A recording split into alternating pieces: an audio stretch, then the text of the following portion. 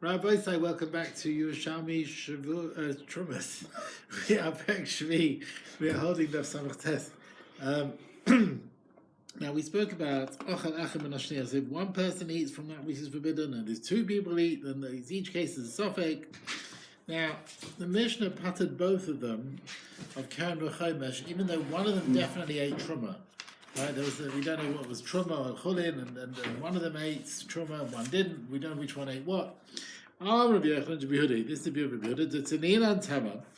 We've learned in Taharas. Now this is talking about two paths. One is the Tahar path, and one is the Tameh path. And one person goes down there, we don't know which one he went. Then he touched things which are Tahar. The other friend went on the second path. He also touched things which are Tahar. So the question, each of them could have gone on the Tahar path or the Tameh path. So Rabbi Yehuda, if they both asked the question at the same time, Tamein, then they're Tameh, because one of them is definitely Tameh. But if they ask their din, V'zeh Chazeh, Tahirin, if they ask separately, then they are Tahir. Each one can say, we can be Matahirim out of doubt. You probably went to the Tahir path. Rabbi Yossi, he said, Benkach Tamein. However they ask, they are Tameh. One of them is Tameh, so out of doubt, we have to treat them, both of them, as Tameh, even if they ask their question separately. So according to Rabbi Yossi, then, in that Mishnah, if one of them definitely ate from the Truma, we would obligate both of them with the Karen and the fifth. So it must be our Mishnah which patters is like the other view, which is Rabbi Yehuda. So he says, then the Gemara pushes that away and says, no, what are we talking about here? Where's the argument of Rabbi Yossi? Where they both ask the question together, so it's Tamein. Then they definitely have to be Tameh. If they ask the question separately, it could be everyone holds their Tahirin. And look, the Kiyanan Kiyamin, what are we talking about? But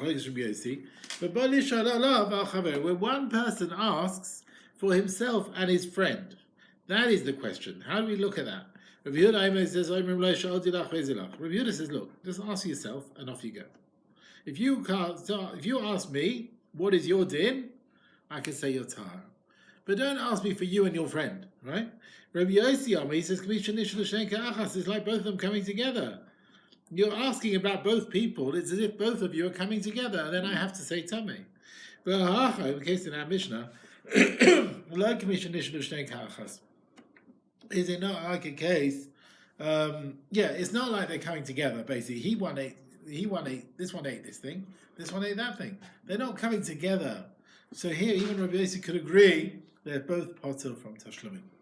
Now we said if we do not know which one was the Truma, which one was Cholin, and you went and sowed one of them, or Zara Acher Sashni, or someone else sowed from the second box, you're potter. If one person sowed from both, if it's the seeds that disintegrate, it's mutter. If the seeds don't disintegrate, then it's forbidden. Reb Zeir of Shem Reb Chia Bava, Uhush Zara Sashnia, that if the second one sowed the second box, before the first one was cut. Here, the Mishnah forbids it, with seeds which don't disintegrate, because both boxes were sown and growing together at the same time. Therefore, there has to be truma there, and the gidulin, the growths, are forbidden. But in zaris hashnia, if, however, the second one sowed his mixture, after the first one had been cut, they don't join up to definitely say, oh, there's definitely a mixture here. No, we look at the talosh, we look at what's detached separately and what's connected to the ground separately. And each one is only suffix truma, and therefore any growths are permitted. Chananya tirtaya, b'shem Reb Yanai. Chanan tirtaya said, Basel shel truma she'akarai u'shesale. So you take an onion of truma, you uprooted it, and then you planted it again, it's got new additional growths. When the growths now are the majority, which is like the chulin, the new growths are chulin. So when they are more than the original onion that was sown, mutter, then the onion is permitted. Because the gedule heta, the growths of heta, nullify the issa of the original onion. Okay? The Bavli in the Darim learns it doesn't mean a truma onion, because then the growths are anyway forbidden. He says, talking about an onion which grew from an onion of truma, and you detached it and sowed it again. It's gidule truma, but the growths that come from it are gidule gidulin. They're growths of growths. Yeah, they can have a power to be mevatel the prohibition one. Okay. Hasi Rav Zira. Rav Zira asked, Vatanina, we learned in our Mishnah, if someone went and sowed both of them, if the seeds disintegrate, it's okay. If the seeds don't disintegrate, also it's forbidden. Now, the case where the seeds disappear and it's permitted, is talking about that the new growths are nullifying what was there already. The seed has disappeared. So the same case in the Mishnah, also, where it's forbidden, where the seeds don't disintegrate, in that situation, even though the new growths are more. We don't say the growths of Heter mevatel the Isur. And that's not like Rav Yanai. We say that the new growths nullify it. That's a very good question, and there is no answer. Rav Zira, he was the one who asked on Rav Yanai. He wanted to prove Gedulei Heter do not nullify the Isur, like what he holds elsewhere. Rav Zira v'shem Rav Yochanan, he says, you've got an onion of kalaya keren, of forbidden mixtures in the vineyard. Sha'akra, you've uprooted it, shasolai, and then you planted it outside the vineyard, and it carried on growing beheta. Afilu haisif kama, even if it grew a bit more, also it is still forbidden. She'ein gedulei isul me'b'malin isul. The growth of the isul do not nullify that which is also. So the Rishonim actually have a question how to understand this. According to the Ram, Rabbi Yonasan holds even the growths themselves are forbidden. They came from Davar Osur, so they're not Mavata the Ikka. According to Tosfos, the growths are permitted, but they can't nullify the forbidden bit. Okay, our sugi is mashma like the Ram. We're learning, according to Yukar of Zira, the Gedolim, the growths are Osur if it doesn't disintegrate, and even though the growths are more than the Ikka, it seems. Okay. Adon Alach, Hayachal Shomar. Okay, so now apart from the fact that the Kohen is permitted to eat truma, the Torah allows various other people who are connected with the Kohen to eat truma. That's the Kohen's wife, even though she's not a Bas Kohen, he's Eved Kanani. Now these people can eat truma while they're connected to the Kohen. When that chain breaks, then they're also to eat truma. So we're talking about cases where the chain broke between people with the Kohen, and because they didn't know their position, they ate truma, not knowing that they're no longer allowed to eat it. And the Mishnah will also talk about someone who, as far as he knows, all his life he thinks is a Kohen. He ate truma, and then he finds out there was a problem in his lineage, and he's puzzled from eating truma. So let's see. A woman who was eating truma, she was the wife of a Kohen, permitted to eat truma. And then they say, I'm afraid her husband's died, and she's got no kids, right? So if her husband died and she has no kids, she can't eat truma anymore. Oh, you've been divorced, right? How about that for news? You've been divorced today, and therefore she ate truma be'isur. Eved Kanani is eating truma. They say, you know what? The master's died. Meiz Rabcha, and Yisrael has inherited you now. He sold you to Yisrael, and he gave you as a gift to Yisrael. He's made you free. So you ate truma be'isur. Kohen was eating truma thinking he's a kosher Kohen, and he finds out and he's ever apostle from eating truma. He ate it be'isur. Rebbe Lezer obligates these people to pay tashlumin of keren b'chomesh, just like Yisrael eating truma b'shogig. Rabbi Yeshua poiter. Yeshua says no, he doesn't have to pay. He doesn't pay the chomesh, doesn't have to pay the keren. We'll see. Rabbi Yeshua patters. He says here, the Gemara will explain what the view of Rabbi Yeshua is. We'll see. Rabbi Yeshua poiter. Now, okay. Now, what about karbonas brought through someone who we knew was a Kohen Kasher, then we find out he's puzzle. So if he's a Kohen who's now serving the base Mikdash, I made a makriv, Agam Mizbech, but Noida, and we find out so it's possible karbonas. All the karbonas from day one are forbidden because he's a chalal. Rabbi Yeshua allows it. Now, if he brought karbonas, I thought he's kosher, but neither shubal mum. If he finds out he's got a blemish, then everyone holds avodah p'sul, and avodah is no good. Now, what about someone who couldn't eat truma? After he put the truma in his mouth, he finds out he can't eat truma, but he's already put it in his mouth. So what's the din now? What does he do with it if it's in his mouth? But Kolam, all these mentions of wife of a Kohen, Eved Knani, who can't eat truma, if the truma was in their mouth, they can swallow it, because when you put it in your mouth, beheta, you can keep it in your mouth. Rabbi Yeshua says, chuck it out. You can't swallow it. Now, a Kohen eating truma, but Amrullah, they said, it's mesa. No, you're tameh, you can't eat truma. But it's truma. Or they said to him, the truma is tameh now, you can't eat it. Rabbi Lezer Yivla. Again, Rabbi Lezer says you should swallow it, like before. So when in your mouth, beheta, you can swallow it. Even though now it's a problem, but when it went in your mouth, it was allowed to go in. Rabbi Yeshua Yifla. Again, Rabbi Yeshua says you should chuck it out and spit it out. Now, what about someone who finds out after he's put the food in his mouth that he was never really permitted to eat it at all? Yeah, so he's got truma in his mouth, huh? You realize how funny this is? Yeah, he's got truma in his mouth. Sure, the one who says that is potter, yet he should be pilot. Yeah, he says check it out. When Rabbi Lezer is the one who says is and he says you can swallow it. Because they look at different ideas. You know, here the idea is you ate it beheta. So Rabbi Lezer says, well, you ate it beheta, you can keep it in your mouth. Now let's see. We're going to talk about a person who finds out he's put the food in his mouth and he finds out he was never allowed to eat it. A Kohen has truma in his mouth. They say, Tameh Ayisa, you were Tameh before you started eating the truma. You should never have eaten it. But Tameh Ayisa truma, the truma was Tameh before you started, and you shouldn't eat it. Oh, V'naita Laishul Tevel. You find out it's Tevel. Or Maserishan, or ladies eating Maserishan, Shalainit, or Trumasi, where the Trumas Mas hadn't been taken.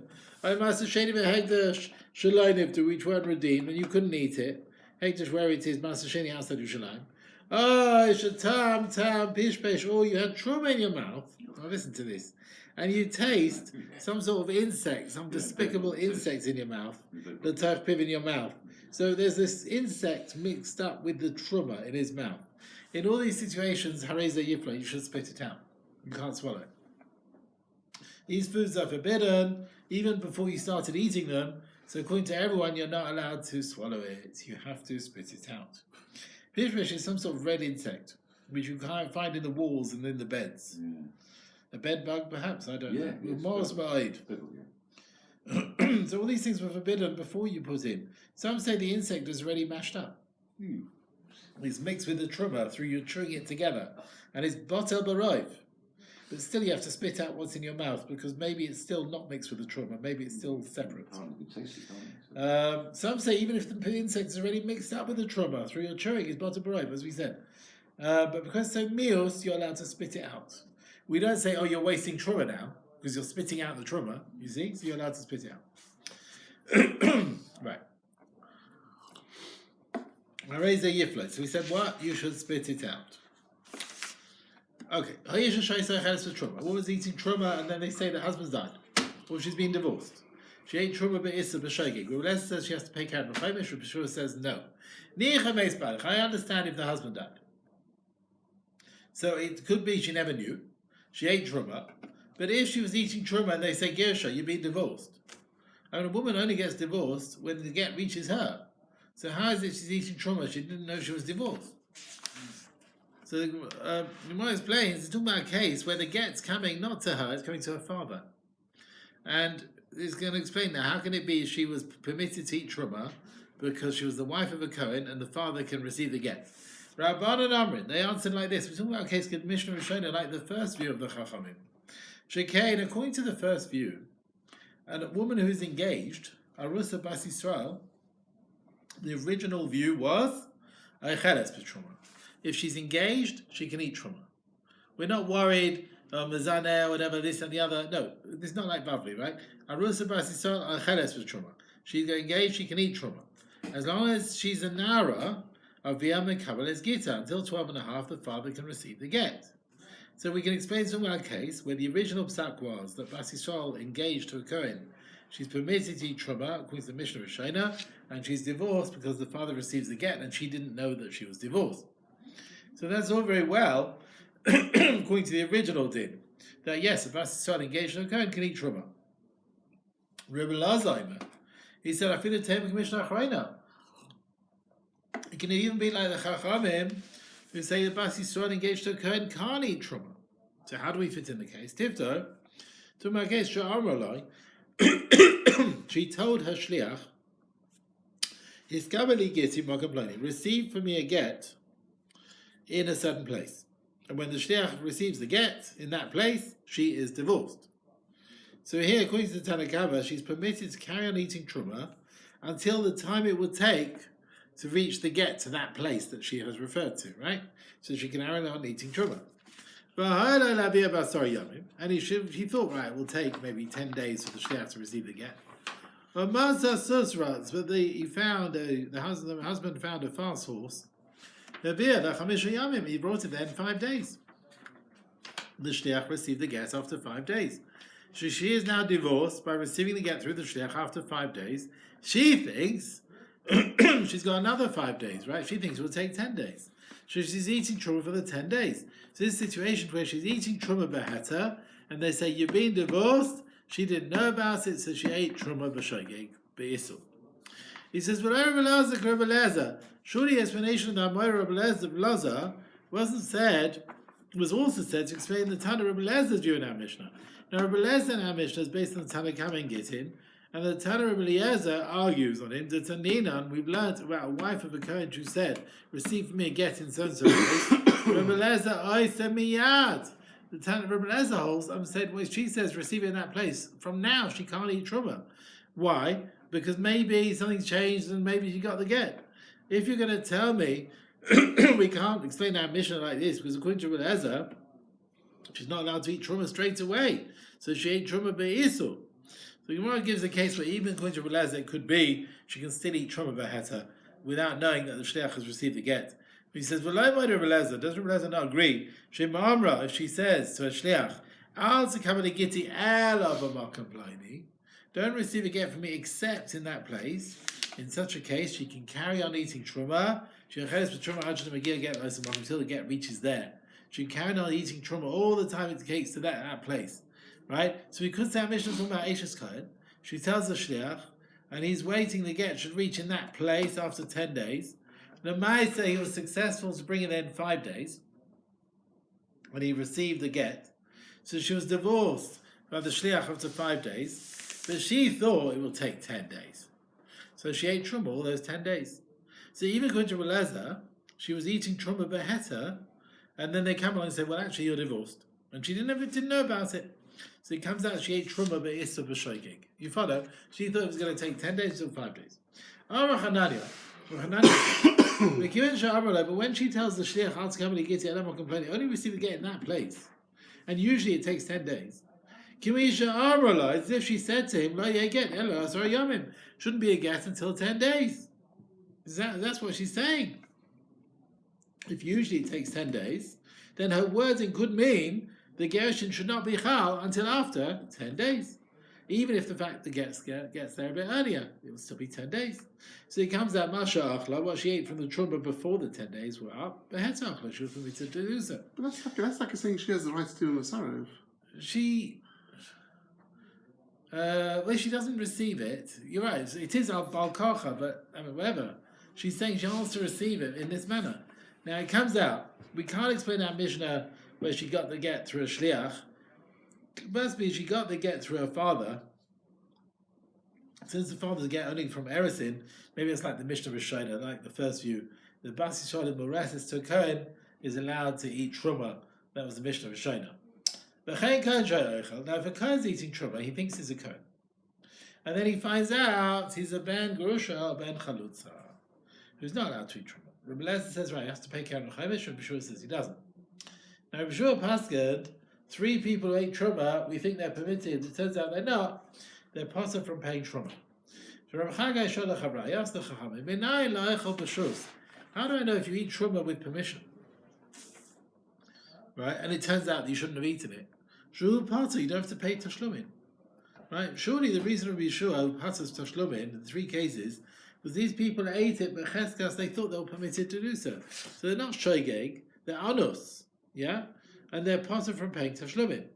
But in the 3rd case, Ma Bein Savu, what's the difference between Yisrael, who thinks she's Chulim, but if it's true, it turns out it's Truma, that the Yisrael is Chayev, Shu Chayev, And Ma'abei, what's the case of someone Shavu Shul Kohen, or someone who thought he was a Kohen and he ate Truma and it turned out with Israel? Turns out he's a Chalal. What difference does it make? If a Zar has to pay Tashlumin, like a Zar, a Kohen who's a Chalal also pay Tashlumin. Should be who Patel with Tashlumin, right? So according to be sure, why is he Patel from Tashlumin here? In both cases, these people were never permitted to eat Truma. They eat Truma b'Shogeg, just like we obligate Kerem B'Chomesh to Yisrael who eats Truma b'Shogeg. You think it's Chulin? We should obligate payments to a Kohen who's a Chalal who ate Truma b'Shogeg. He thinks he's a good Kohen, and it turns out he's not.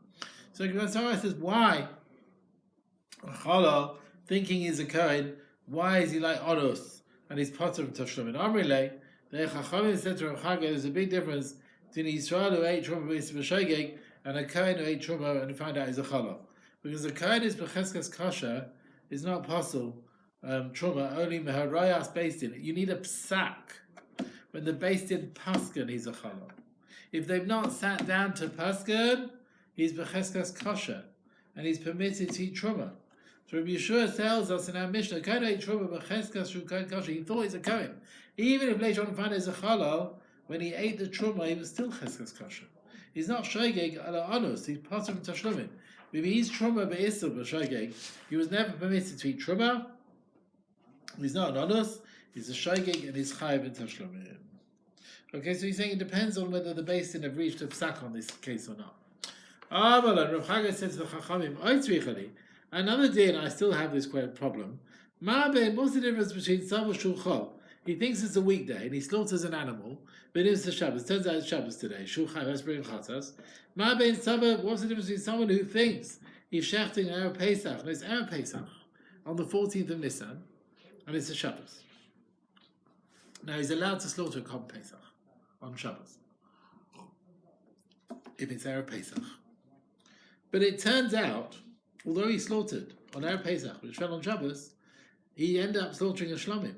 Now, according to be sure, he's parted from bringing a chatas. And in both situations, you slaughter an animal b'shogeg b'Shabbos. So just like you slaughter b'Shabbos b'shogeg, you think it's a weekday, you have to bring a chatas. So also, we should be mechayev a shochet b'Shabbos b'shogeg because he thinks it's Kom Pesach, turns out shlamim, to bring it. We should obligate him to bring a Kabbalah chatas. Why does he not have to bring a chatas when he slaughters a shlamim on Erev Pesach shochet b'Shabbos? So he says, I understand, according to be sure. Erev Pesach shochet b'Shabbos. The animal you thought is Kom Pesach, it's a shlamim, you don't have to bring a chatas. So why? Amrele, they said there's a difference between shechting b'Shabbos b'shogeg, you think it's a weekday, or shechting b'Shabbos, you think it's Kom Pesach. He says shechting b'Shabbos b'shogeg, you think it's Kom Pesach, you did have an entitlement to shecht. Not for this animal, not for this carbon, but at least another carbon. Shochet b'shus. Now this is called Tobit v'Mitzvah. You did have a reason for a mitzvah to make a mistake. You thought this was a Pesach, and it wasn't. Now Shchitas Kom Pesach is a mitzvah. You thought you're doing a mitzvah. Therefore, be sure patas you can come chatas. According to him, on Tobit v'Mitzvah, you've done a malach b'Shabbos, you're potter from a kabul chatas. Okay, so that's what he says, because we have this. You'll find this a lot in Masechet Shabbos, where you have the two children that need a bris milah. And one was born Shabbos, one was born Sunday, and the Mishnah there, according to the Gemara, seems to think the Mishnah's gives us a difference to what we have. Anyway, it's another thing. We'll come to that.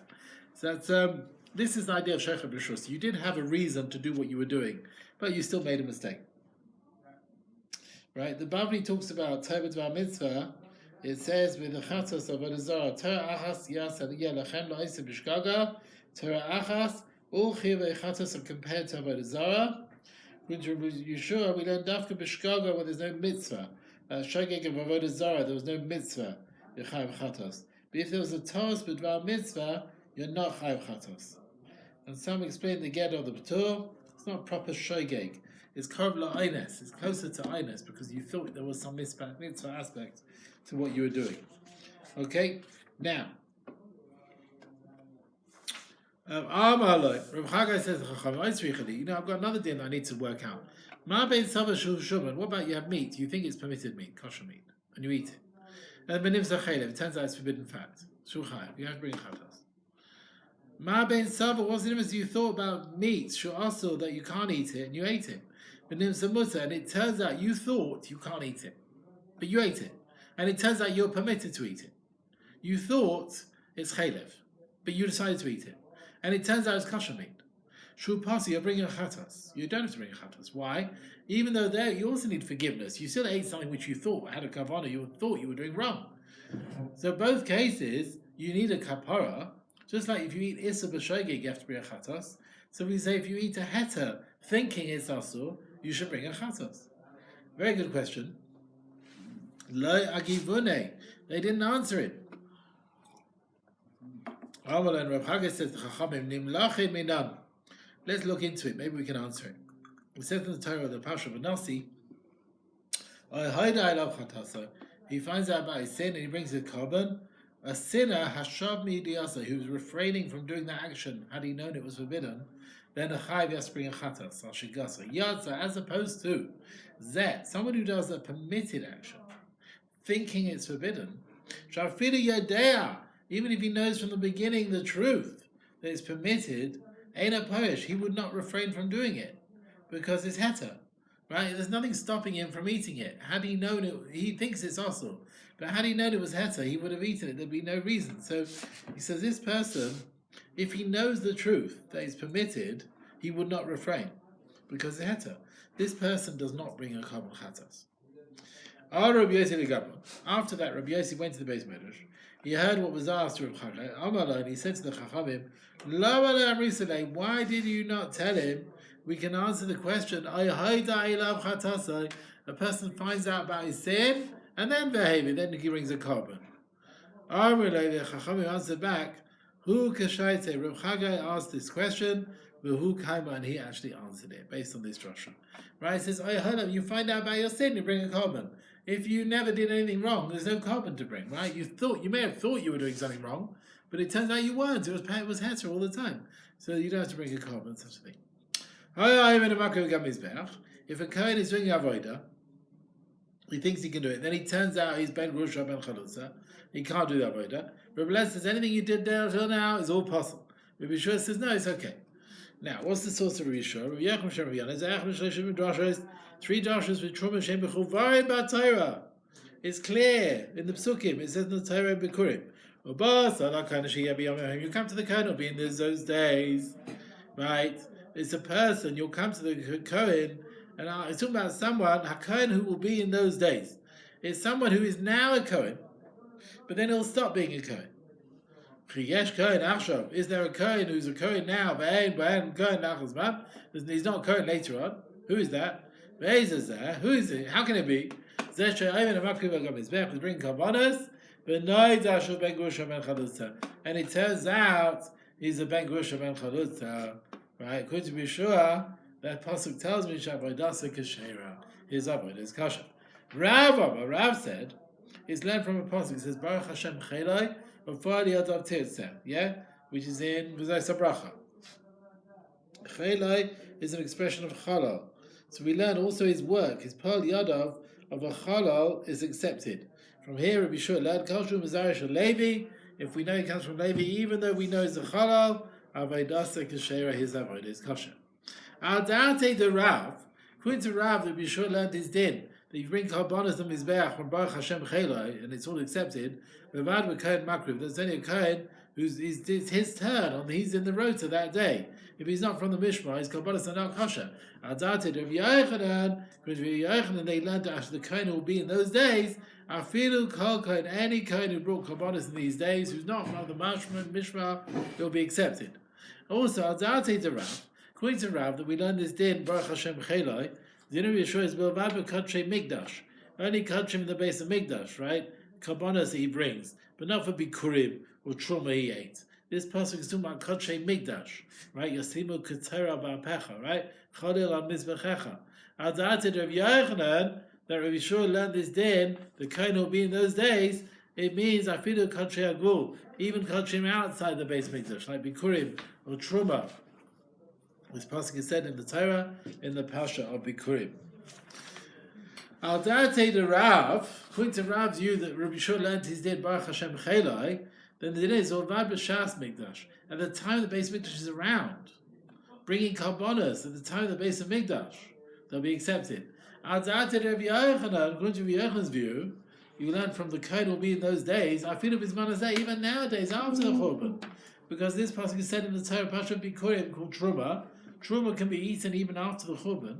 Therefore, this drasha was said even about the tkufa after the Churban. Yeah, not just at the time of the Beis Mikdash. Because nowadays we can't eat Truma. But there was a time after the Churban where they were still able to be tahar and eat Truma. Now, Rabbi Shua Paskin, a Kohen who brings karbonos, thinking that he's kosher, and it turns out he's a halal, the karbonos are kosher. What does Rabbi Shua say if we find out he's a halal in the middle of the avodah? Rabbi Yirmiyah Boy, after the child Ram came, does Rabbi Shua allow avodah, which he's done, thinking he's kosher, before he was a halal? What about the continuation of the carbon? So in a situation where he finds out he's a halal in the middle of the avodah, can he carry on? Because the first jobs were done permitted. Can he carry on? For example, Mekabel, he receives the blood and he finds out it's a halal, and then another Kohen is sprinkling. Can another Kohen carry on and sprinkle this blood? Or Koimetz, he's taking a fistful of the flour offering, thinking he's a kosher Kohen. We find out he's not. But can another Kohen offer this on the Mizbeach? And then Moilek, if he is using his nail to cut the bird's head, thinking he's a Kohen kosher, and we find out he's a chalal, is another Kohen allowed to sprinkle that on the Mizbeach? Rabbi Yaakov is Abdishim, Rabbi Yitzchak, Bimad Taniyam, we learned in a brisa, but a Kohen who does avodah on the Mizbeach, he didn't know he's a chalal. Also, we treat the avodah that he did, kechatzas kazula, like an animal of chulin which was stolen and brought to the chatas, Gzeira or Chet B'Shogeg, Shalai Noida L'Rabim, a Chatzas Gazula, which the Rabbim didn't know about. Basically, it was stolen, and they offered it up. Shehi Mechaperes, it's a kapara for the Gazlan. He doesn't have to bring another one, and that's because of Tikkun Ha'olam, a special Tikkun Ha'olam. So similarly, we treat the avodah of the karbonos that Kohen does before he found out he's a halal, and they said the karbonos are kosher, right? Now, a chatzas which is stolen, which we don't know about, even if we know it's stolen, in the middle of its work, you're allowed to complete the avodah and sprinkle the blood. So Hadar Amra, this tells me that in our case, Shuhuma Kabal, he can receive the blood in Klei Sharis, thinking he's a Kohen kosher. He finds out he's a chalal. Another Kohen can continue the avodah, V'Zoyre can sprinkle on the Mizbeach. Kohemes, he can take the fistful thinking he's a Kohen kosher. Then he finds out he's a chalal. Then everyone else can carry on and magtir and bring the fistful on the Mizbeach like a mincha kashera. And also, Moilek, he can do malika on the bird, knock off the bird's head, thinking he's a Kohen kosher, and he finds out he's a chalal. Someone else can carry on, or mazeh, and sprinkle the blood on the Mizbeach like a kosher carbon. So the Brisa tells you, we equate the avodas of the karbonos that Kohen does before he was a chalal, to avodah the Kohanim with a chatzas kazula, which we don't find out about, that someone else can sort of carry it on. Okay? Right.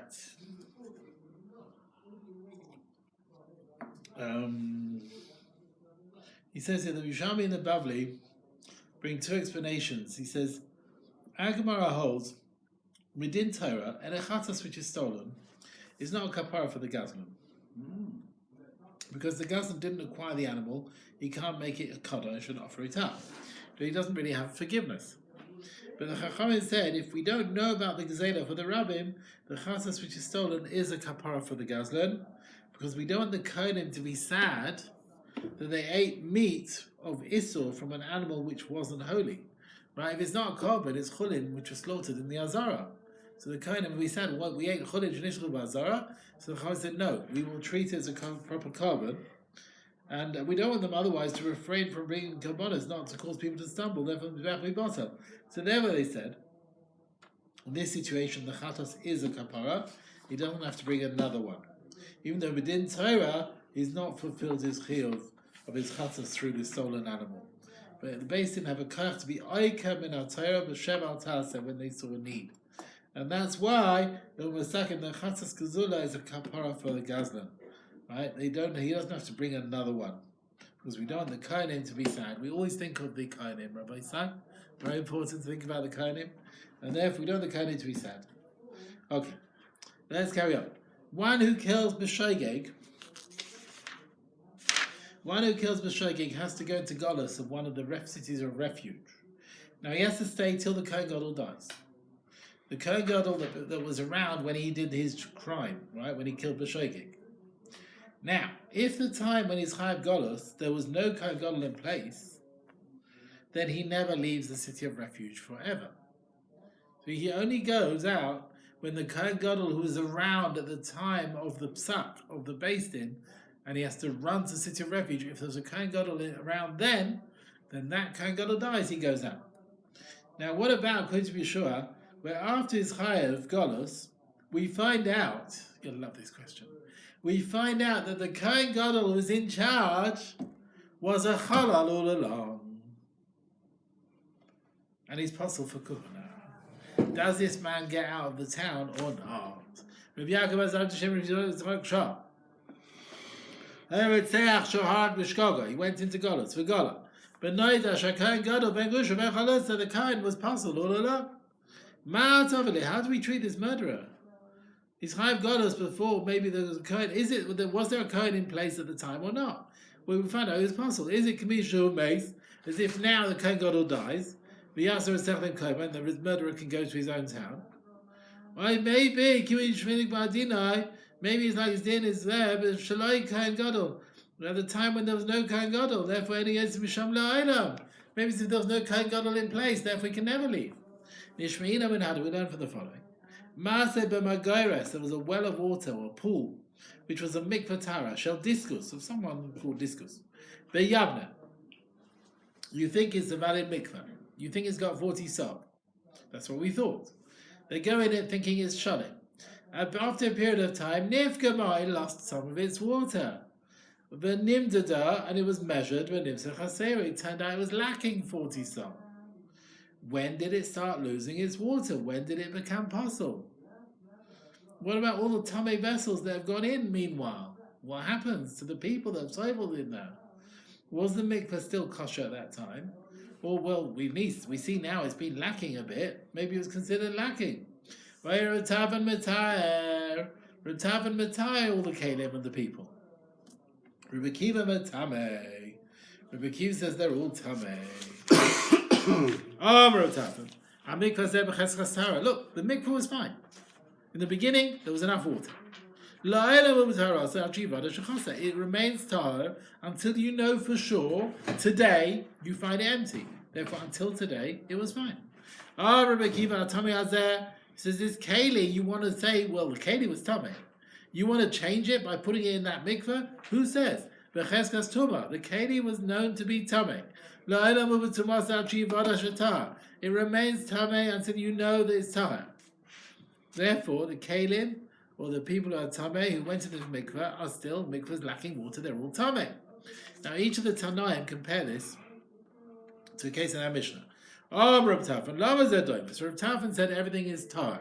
Why? He said, what does he compare to? The Kohen Gadol is Omen Makru Gamizbech. He's doing avodah, but so we find out there's a problem in his lineage. So according to Yeshua, everything's done is fine. Avodah sekashera. So here as well, yes, the mikveh is lacking now, but one who tovels in it, we didn't know about lacking. We treat it as tar. Rabbi Kiva says no. Lama Zedoim wants to compare Omen Makru Gamizbech. He's offering on the Mizbeach, thinking he's a Vadai Kohen, but we find it's a blemish. All the avodah is done is a problem. So in our situation, now the mikvah is chaser. We assume it was chaser all along, and everything that you toveled in is all tameh. Rav Tav said, Ma Kiva, how can we go? I compare someone toveling the mikvah to a kohen who's a ben gerusha. That whatever he's done until now is kosher. So I say it's tahor. But you compare it to Balmum. So let's see. Lemira, Lemida, but what does it can fit in better to? Right? Tameh Keli in mikveh, or what does it compare to? Or Ben Gerusha, let's see, which one is more likely? In the Ben Gerusha, Udaima, Bilmadeno. If we think he's more closer to a Kohen who finds out it's Ben Gerusha, we'll learn it from that. I mean, Ben Gerusha, we'll learn from that. In the Balmum Udaima, if you think it's more closely connected to someone who's Balmum, Bilmadeno Balmum, we'll learn from that. Which one makes more sense to compare it? Rabbi Kiva says, mikveh, the problem is in the mikveh. It's lacking water. Balmum, a blemish is a problem with him. So we compare it to him. Ben Grusha has nothing to do with him. It's what happened up there. Because of other people, because of his mother. And mikvah psula b'yachid. Mikvah is based on evidence of one person who says yes, it's not got enough water in. A balmum psula b'yachid. You can say someone's a blemish with an edus of one. Therefore, we compare mikvah to a kohen who's got a blemish. And therefore, being blemish all along, everything is possible. So therefore, the kelim are tamei. Don't start comparing to Ben Grusha where you need a beis din to suck it in. What's maskad? But Chachamim heard what Rabbi Kiva said. Nimnolav, they decided. With Timuhu, they went like Rabbi Kiva and said everything's tamei. Rav Tav and Rabbi Kiva, Akiva, you are so correct. Anyone who leaves you is leaving life. Rabbi Yossi said, Zoyse Meres, is there anywhere to start? There's 2 dots at the bottom, is there? Rabbi Akiva, Rabbi Yossi, Zoyse Meres from this brisa, that psul of a chalal is based on the beis din giving a psak, so that we can learn, he's doing avodah, thinks he's fine. But Noida, and then we find out, not through Adim, and he carries on doing avodah. Until it's accepted to Adim and beis din, he can carry on. So even though he knows he's a chalal, he's still kosher until a beis din paskin is a chalal, right? So therefore, we learn the suffix of a negera to a murderer, b'shogeg, it's chayv galus. We find out the kohen gadol is a chalal. Since at the time when it was chayv galus, there was no yet psak on the beis din that kohen's a chalal. So he's like a kohen kosher. So therefore, the kohen gadol at that time is chayv galus, and therefore, when the beis din paskin, a kohen gadol is a chalal, and he stops his kahuna, as if he's died. So that's what it should be. It's as if he's died. It's until beis din give the psak, right? And therefore, the din of Eseach, he goes back to his place. The murderer is allowed to go back to his town. Hada Amra, this tells me, where we? Hada Amra, this tells me from this brisa, that which we learned, a kohen who does avodah, and he's got a blemish, even if it's just sofek balmum, a doubt, maybe it's balmum at the time of avodah se psula, is no good. So not only when he knows that he had a balmum when he did the avodah, it's pasul, but even if now he finds a balmum, and there's a sofek, maybe it was a balmum at the time of avodah, it's pasul. Because you're comparing his din of the one who tovels in the mikveh, which is chaser, right? We compare it lebalmum to a kohen who's a balmum. Shavodah pesula, his avodah is pasul. So just like after we find out his balmum, the avodah that he did beforehand is pasul. So after you find the mikveh is lacking, any tefillah beforehand is no good. Now, how can we learn someone who tovels in a mikveh which is chaser, right, for later on, from a kohen who's a balmum after avodah? He says on mikveh lo safeku, the situation of toveling the mikveh, which now is lacking, but we don't know for sure when it lost its water, right? We have no idea. It's only a suffix. Maybe it was chaser on the day you dipped the thing in, or maybe it was chaser later on. We don't know. A kohen who's found out to be a balmum, we know now for sure that he was a balmum all along. But they're not the same. The mikveh we only found out today. The kohen was a balmum all along.